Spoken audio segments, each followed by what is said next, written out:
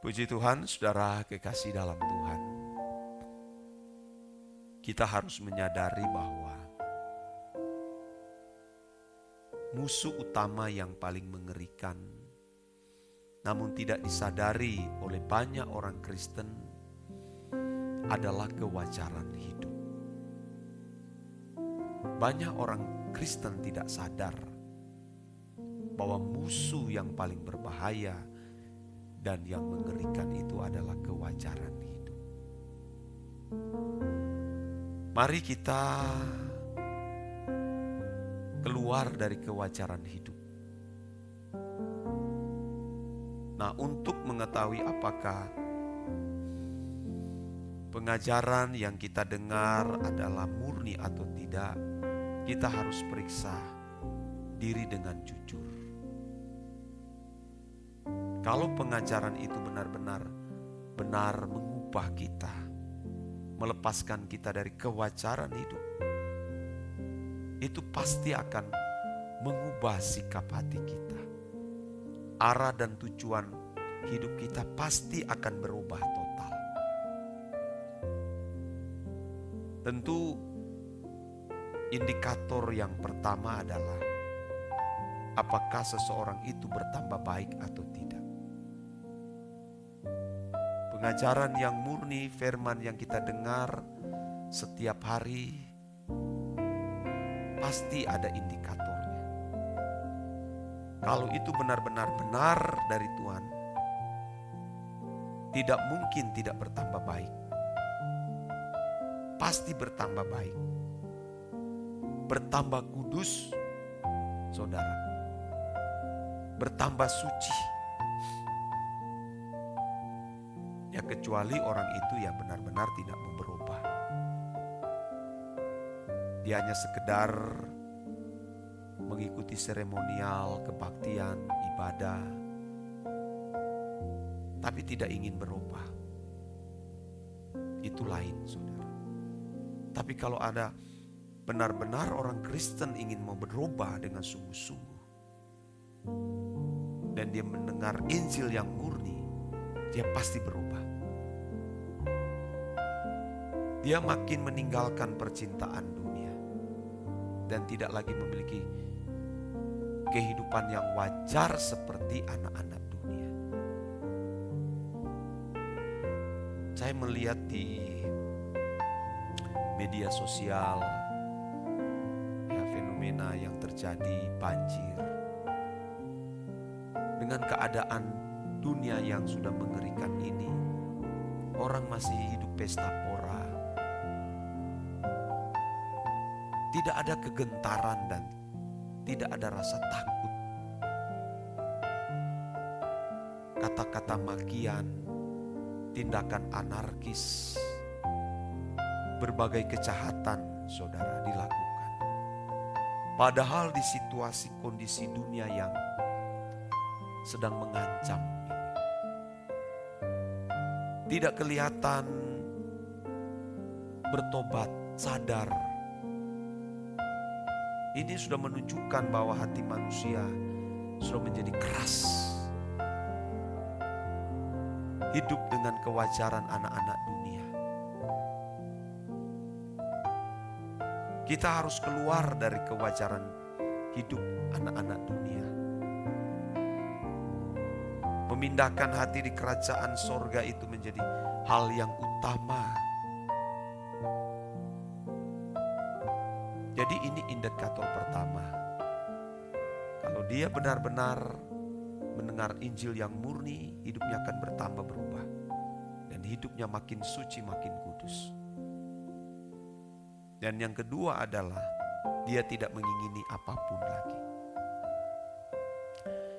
Keinginannya cuma satu, Tuhan. Bagaimana dia bisa membahagiakan Tuhan? Bagaimana dia bisa membahagiakan perasaan Tuhan? Dengan setiap tindakan yang dia lakukan, dan yang dia pikirkan, dan yang dia ucapkan. Tidak akan ditemukan lagi kesalahan. Ini orang-orang yang sudah benar-benar berkodrat ilahi. Dan tentu kita sedang berlomba, berjuang mengenakan kodrat ilahi. Saudara harus sadar bahwa kita ini adalah duta-duta kerajaan Allah yang dipersiapkan untuk pulang ke surga, saudara. Dunia tidak akan bertambah baik.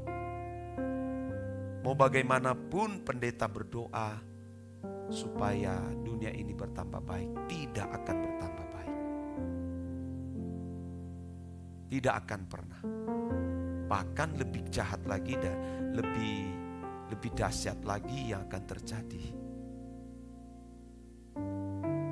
Tsunami, kelihatan tsunami kecil tapi menghancurkan, saudara.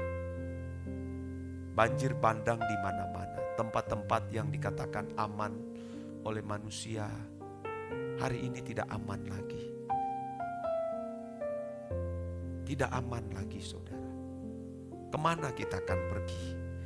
Melindungi diri. Uang bukanlah tempat perlindungan kita. Sekaya apapun, saudara. Orang-orang yang kuat, saudara, tidak akan mampu menopang kedahsyatan murka Allah. Jadi saudara, jauh-jauh hari ayo kita berbenah diri setiap hari. Benahi diri kita dengan hidup suci, hidup kudus, hidup tidak bercacat celah. Bukan sebuah kebetulan Tuhan menempatkan kita saat ini ada di tempat yang aman, di mana kita masih memiliki kesempatan berdoa, mendengarkan firman, mengikuti streaming doa pagi seperti hari ini. Itu bukan sebuah kebetulan. Coba Anda perhatikan orang di luar sana yang hari ini sedang menghadapi bencana. Tempat tidur tidak ada, saudara. Rumah terapung dengan air. Ada saya lihat rumah, air sudah lebih tinggi dari badan rumah, sudah di atap seng. Waduh, saudara, ngeri. Jadi kita yang memiliki kesempatan ini, ayo terus berjuang. Perbaiki diri, jangan mencintai dunia dengan segala kesenangan dunia ini. Pikirkan, saudaraku, jangan terlambat. Dalam doa tadi, saudara, doa tadi ya sebelum memimpin doa pagi ini, Tuhan mengingatkan atau hanya sekedar halusinasi lah, terserah. Kalau Tuhan datang mendadak, saudara, banyak orang tidak siap. Ngeri. Karena kekekalan itu dahsyat. Sangat dahsyat dan mengerikan. Lebih mengerikan dari bencana alam yang terjadi. Lebih dahsyat kalau seseorang melihat kekekalan. Itu mengerikan. Kalau Tuhan datang mendadak, sedikit orang yang selamat, saudara. Iya. Karena Tuhan mengatakan bahwa kedatangan anak manusia itu seperti zaman Nuh, zaman Lot. Artinya dengan miliaran manusia ini tidak banyak yang selamat. Makanya kita harus benar-benar menjadi mulut Allah yang menyampaikan suara kebenaran. Baik melalui program seperti ini maupun penginjilan-penginjilan kita harus lakukan. Dan menurut survei, saudaraku, gereja yang suka menginjil hanya 2%. Gereja yang suka menginjil cuma 2%, saudara. Banyak gembala yang sudah merasa aman tinggal di gereja. Tidak peduli terhadap jiwa-jiwa yang sedang meluncur ke api kekal. Generasi muda hari ini terhilang. Terhilang dari gereja, terhilang dari rumah. Tidak sedikit yang masuk ke dalam penjara. Wah, saudara.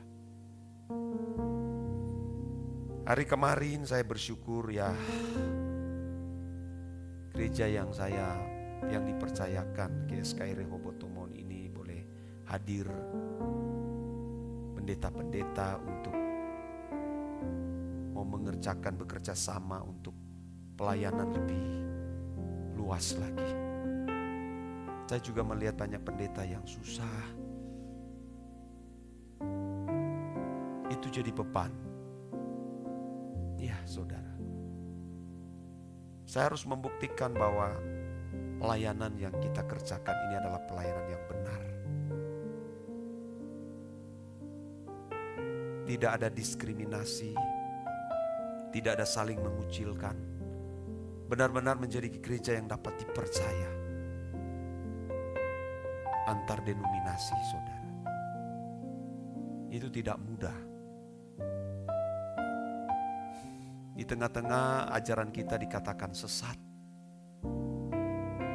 Saya harus buktikan apa benar pengajaran kami sesat. Harus dibuktikan dengan peragaan hidup. Bagaimana kita mengasihi sesama pendeta, bagaimana kita mengasihi jiwa-jiwa, bagaimana kita mengasihi antar gereja. Harus dibuktikan dengan tindakan nyata. Iya. Bukan mau sombong ya saudaraku. Saya mau menghabiskan rupiah saya yang Tuhan percayakan untuk pelayanan. Sudah tidak memikirkan saya harus bangun rumah, punya rumah. Tidak memikirkan akan hal itu. Semua saya tunda semua. Kalaupun Tuhan tidak izinkan untuk ada rumah, tidak apa-apa. Yang penting saya bisa menyelamatkan banyak orang. Karena sebagaimana ku datang sendiri, ku pulang juga dengan sendirinya. Seperti Paulus katakan, kalau aku hidup harus memberi buah. Dan itu harus nyata di tengah-tengah kita masing-masing. Saudara mempercayakan rupiah saudara di rekening saya. Saya tidak gunakan dengan sembarangan. Demi Tuhan. Saya pakai untuk pelayanan.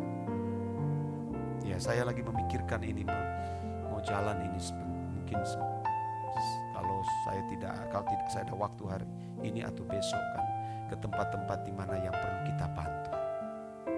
Sesuai dengan rupiah yang Tuhan percayakan, kita bantu.